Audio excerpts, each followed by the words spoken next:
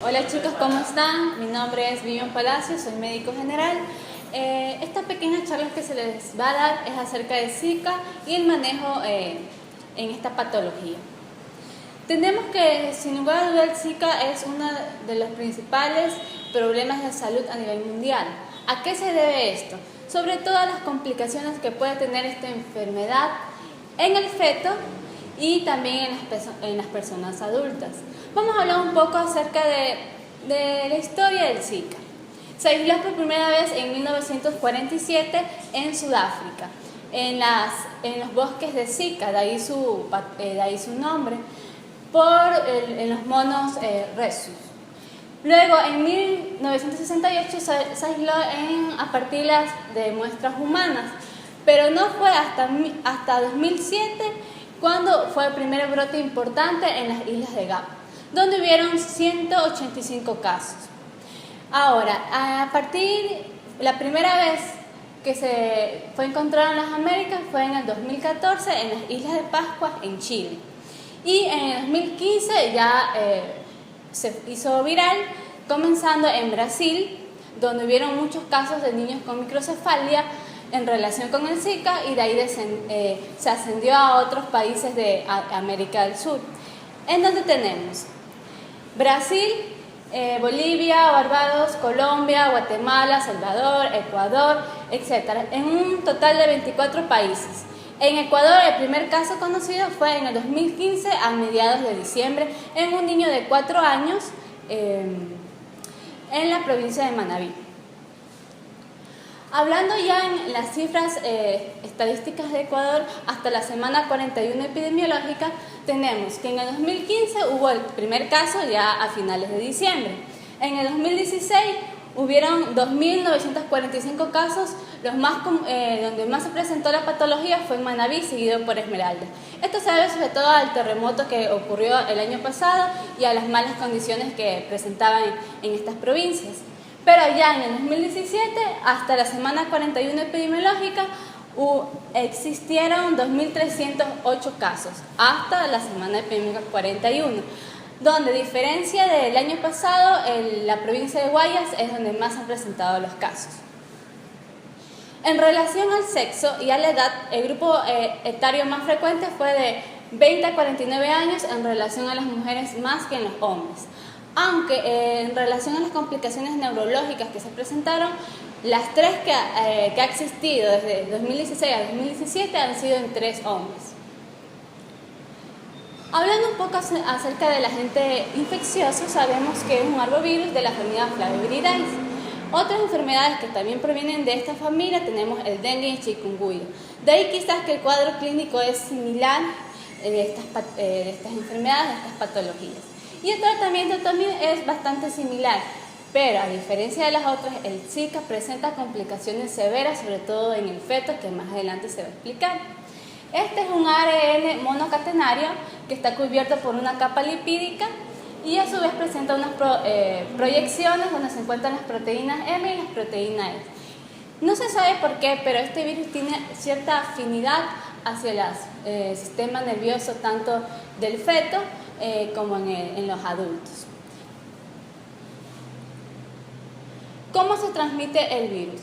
Principalmente es por medio de la picadura de mosquito, pero tenemos que tener en cuenta también que hay estudios que demuestran que a nivel sexual también se contagia por medio del semen o secreciones vaginales y por la vía perinatal, vertical y la postnatal, obviamente. Y hablando de la principal causa, donde tenemos al vector, el Aedes aegypti, en el Ecuador es el vector más frecuente. Normalmente el mosquito va a picar a la persona enferma. Este se va a contagiar y una vez que se infecta va a ser virulento por el resto de su vida. Luego infecta a una persona sana y así sucesivamente. Es decir, esto es un círculo vicioso, en donde nosotros como médicos de primer nivel debemos de actuar es en la prevención básicamente. Ahora, el periodo de incubación que estamos hablando, que es desde el momento que el huésped se pone en contacto con el agente infeccioso y la aparición de los síntomas, tenemos en los mosquitos va a ser de 10 días y en los seres humanos de 3 a 12 días. Y ahora el periodo de transmisión, es decir, el periodo de virulencia, va a ser de 5 a 7 días. Ahora, aquí hay que tener bastante hincapié del cuadro clínico que presenta la patología, porque a pesar que no tiene síntomas de signos patognomónicos, sí hay ciertos síntomas que se presentan más frecuentemente en esta patología y no en el dengue y chikungunya.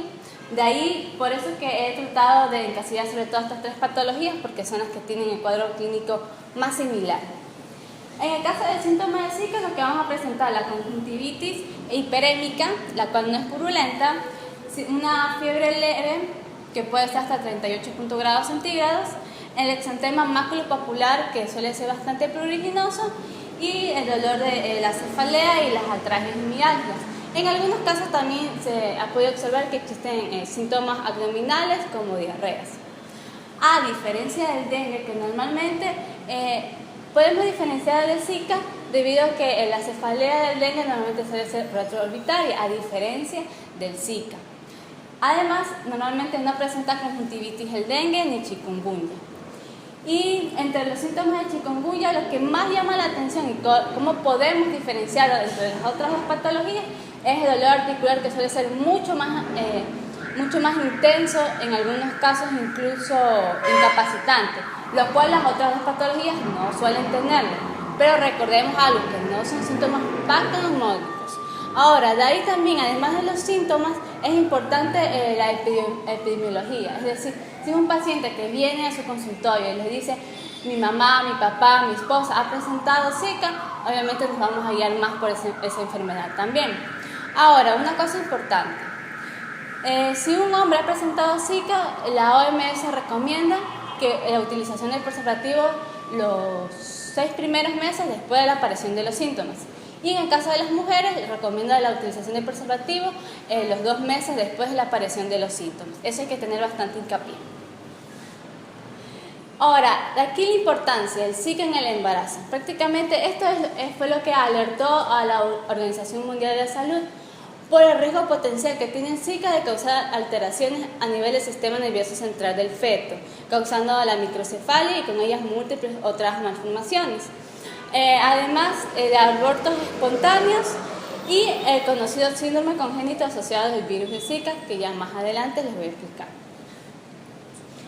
Normalmente, ¿cómo sospechamos o el cuadro clínico en una mujer embarazada? La sintomatología es similar a la de la población en general, es decir, una paciente que viene con un exantema maculopapuloso, pruriginoso en algunos casos, con 2 de estos síntomas. Fiebre, que generalmente es de 38 a 38.5 grados, la conjuntivitis, las artralgias, mialgias, cefalea y el edema periarticular, que suele ser bilateral, descendente, no tan intenso. Ahora, si vemos en este caso una mujer que presenta estos síntomas, no hay que dudar, esto hay que notificar directamente a la epidemiología del distrito, de la zona donde ustedes se encuentran, por las complicaciones que puede tener en el futuro producto de la mujer. Ahora, quizás a veces los síntomas del Zika no son tan llamativos, pero si a su vez ya se le realiza una ecografía a la mujer en sus controles prenatales, que siempre se debe de realizar, podemos presentar microcefalia, pero también hay otras anomalías neurológicas que nos pueden indicar que el niño tiene el síndrome congénito asociado al Zika, en donde tenemos las calcificaciones cerebrales, ventricomegalia, la megacisterna magna, la digenesia cerebelosa, digenesia del cuerpo calloso. Es decir, estamos viendo que es un conjunto de anomalías que puede tener el producto.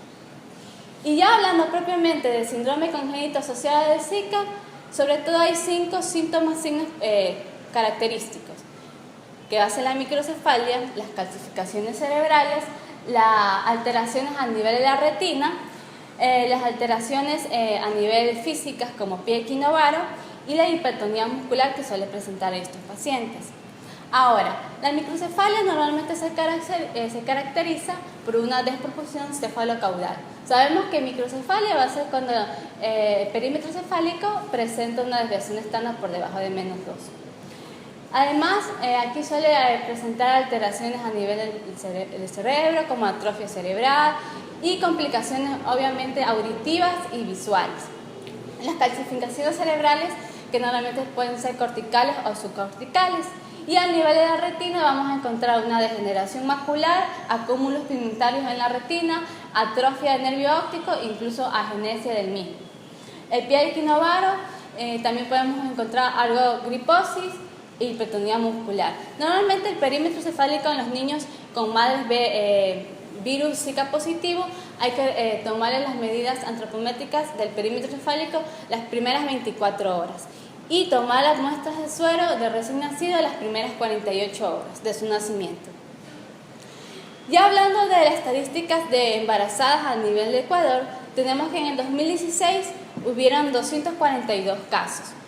Hasta la semana 41 epidemiológica en el 2017 ha habido 709 casos, de los cuales 450 nacidos vivos de mujeres con virus Zika positivo han nacido sin alguna patología nerviosa.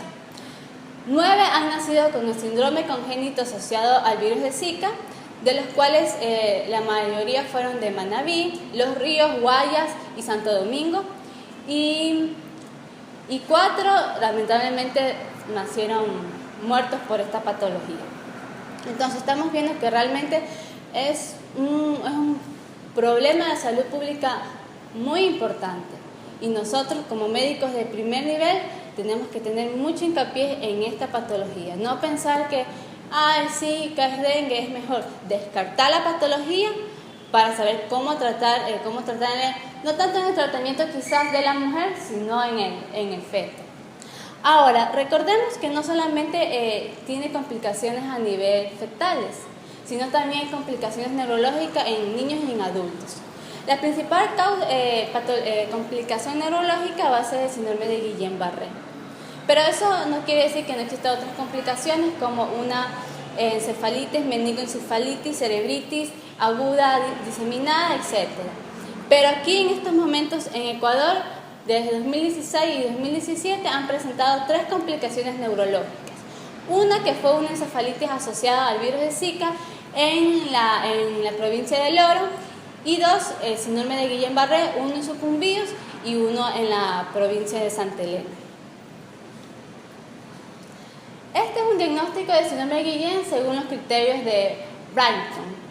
Este es prácticamente para saber si es un síndrome de Guillain-Barré. Bien puede ser asociado al virus de Zika u otros virus como el dengue, chikungunya, que también se ha observado que puede haber esta reacción autoinmune cruzada. Hay que tener en cuenta, sobre todo como primer nivel de salud, estos 4 parámetros, que es lo que nos va a guiar a la precisión diagnóstica, ¿no es verdad? Debilidad bilateral y flácida de los miembros, normalmente este es ascendente, es decir, comienza en los miembros inferiores hacia los miembros superiores. Reflejos tendinosos profundos, atenuados, disminuidos, ausentes en los miembros que obviamente están debilitados. Enfermedad monofásica con un intervalo de 12 horas hasta 28 días y ausencia de un diagnóstico alternativo que pueda causar debilidad. Es decir, si sabemos que ya hay un señor, una señora que hace 2 semanas presentó Zika y viene con esta sintomatología, enseguida hay que tener cuenta de que podría ser una complicación neurológica y más, sobre todo, un síndrome de Guillain-Barré. Y como sabemos, el síndrome de Guillain-Barré comienza con parestesia, que continúan con debilidad muscular e incluso parálisis de los músculos respiratorios y en algunos casos la muerte del paciente. Entonces estamos viendo que lógicamente el Zika es una enfermedad que puede llegar a ser mortal. De ahí la importancia de la notificación lo más adecuado y lo más responsable de nuestra parte como médicos. El diagnóstico diferencial, básicamente dengue y chikungunya es lo primero que se nos viene a la cabeza, pero también existen otras patologías como la malaria, rubiola, sarampión, otros virus, paxvirus, es decir, prácticamente toda patología que causa un exantema podemos considerar o nos puede hacer confundir que puede ser Zika o no. De ahí importante lo epidemiológico. Obviamente, si es un paciente que ya me refiere que en su población existe Zika, lo primero que se me va a venir a la cabeza, ¿qué es Zika? El diagnóstico aquí vamos a clasificarlo en tres casos: el sospechoso, el probable y el confirmado. El sospechoso lo vamos a hacer con el cuadro clínico que ya se dijo anteriormente, más el antecedente epidemiológico.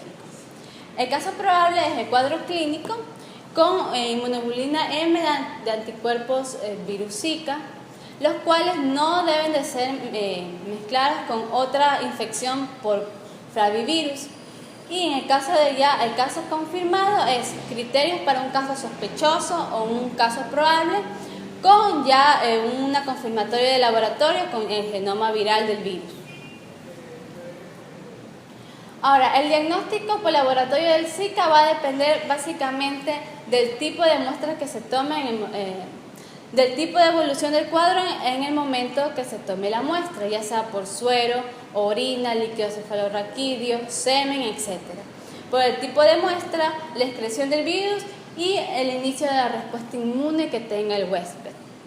Aquí hay un cuadro bastante explícito donde en los primeros 5 días de la presentación de los signos y síntomas, la muestra va a ser recogida del suero.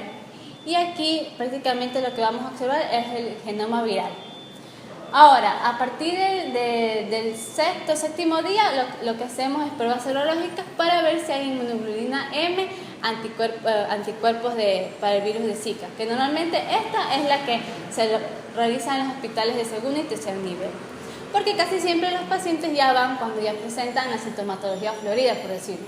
Es decir, ya están con un dolor intenso de cabeza, en el exantema, etc. Ahora, el diagnóstico de laboratorio por el síndrome congénito asociado al Zika, aquí hay que tener algunos parámetros también bien establecidos. Sabemos que la mujer es positivo de virus de Zika. Siempre que habrá que tomar el suero tanto materno como de recién nacido, pero esto hay que hacerlo lo más rápido oportuno, porque si no nos puede confundir si la infección fue congénita, perinatal o quizás postnatal. Es decir, las muestras siempre deben recogerse las primeras 48 horas después del nacimiento del producto. Obviamente, si es un producto que ya ha nacido con malformaciones congénitas y de una madre que es Zika positivo, pensar enseguida en el síndrome congénito asociado del virus del Zika. Ahora, el tratamiento de los síntomas, como otros casos de flavivirus, el tratamiento es reposo relativo, abundantes líquidos orales para prevenir la deshidratación, antipiréticos como el paracetamol y antihistamínicos en el caso de que haya mucho prurito como la loratadina o la cetiricina. Y en el caso de, como ya se explicó, si ya un hombre presentó Zika, utilizar las medidas de protección al momento de relaciones sexuales. Y la prevención, que es prácticamente lo más importante y lo básico que nosotros debemos de hacer, que es bastante sencillo en realidad. Siempre hay que recordar que hay que evitar la proliferación del mosquito. ¿En dónde se vive el mosquito? En el agua estancada, exacto. Entonces hay que evitar la proliferación de este. También hay que cepillar y tapar bien los estanques para que no se proliferen los mosquitos, eliminar los criaderos de estos, usar mosquiteros cuando se va a dormir, utilizar ropa que te cubra para evitar la picadura del mosquito. En el caso de cuando el paciente está en el periodo de viremia, también aislar un poco para evitar que contagie a un mosquito y este pueda picar a otra persona, utilizar repelente y utilizar también preservativo en el caso de que una persona fue notificada con Zika para evitar el contagio a su pareja o a sus parejas sexuales. Bueno chicos, como podemos darnos cuenta, prácticamente nosotros somos los médicos los que prevenimos esta enfermedad. Siempre que salgamos a la comunidad hay que hacer hincapié de qué es el Zika, la complicación y cómo se puede prevenir. Estas son cosas sencillas que se les puede explicar a la comunidad para evitar el Zika, sobre todo en las mujeres embarazadas, porque como podrán darse cuenta, el daño que le puede hacer el virus al feto es bastante severo. Y también hagamos hincapié en las personas que ya hayan tenido Zika, que tengan protección por lo menos en los hombres 6 meses después de la presentación de los signos y las mujeres 2 meses después de la presentación de los signos. Chicos, eso es todo. Espero que les haya gustado la charla. Espero que tengan éxito en su medicatura rural y vamos que sí se puede. Gracias.